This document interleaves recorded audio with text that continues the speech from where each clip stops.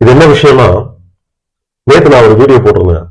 அதாவது கொல்லத்துல வந்துட்டு ஒரு ஆர்கெஸ்ட்ரா நடக்கிற இடத்துல வந்துட்டு இந்த அழகியல பாட்டுக்கு ஒருத்தர் ஆட்டம் போட்டதுனால ஒருத்தர் சேர தூக்கி வீசி அடிச்சு அவங்க 2 பேரையுமே அரெஸ்ட் பண்ணிட்டாங்கன்னு சொல்லிட்டு நான் ஒரு வீடியோ போட்டிருந்தேன்.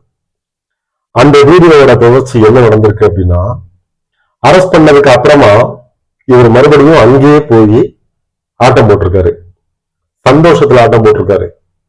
கூட சேர்ந்து அங்க இருக்கிறவங்க ஆடி இருக்காங்க. சந்தோஷமான விஷயம் தான். அங்க சேர்ந்து ஆடுறாங்களே, அந்த சந்தோஷத்துல பங்கேற்றது மாதிரியே முந்தின நாள் அடிச்சப்ப கூட ஏதாவது பண்ணிருக்கலாம்ல, காப்பாத்திருக்கலாம்ல. ஒரு அடி கிடைக்காம இல்ல, அவரை போட்டு அடிக்கிற டைம்ல வந்து அவருக்கு சப்போர்ட்டா யாராவது நின்னீங்களா? இல்ல.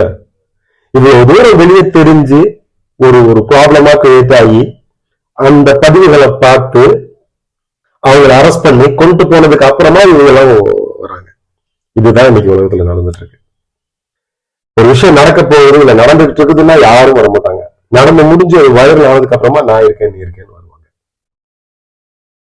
எனவே அவர் ரொம்ப சந்தோஷமா ஆடிட்டு இருக்காரு. அதை பார்த்து சந்தோஷப்பட்டுப்போம்.